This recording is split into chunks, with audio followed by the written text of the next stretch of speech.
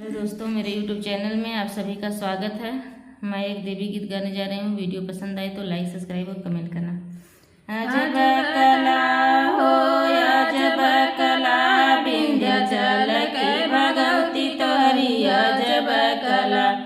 अजब कला हो अजब कला, विंध्याचल की भगवती तोहरी अजब कला। नदिया किनारे तोहरा मंदिर बनावा, नदिया किनारे तोहरा मंदिर बनावा। मंदिर बनावा हो मंदिर बनावा, नदिया किनारे तोहरा मंदिर बनावा।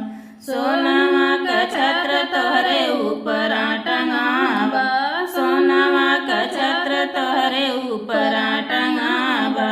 विंध्याचल भगवती तोहरी अजब कला हो अजब कला, विंध्याचल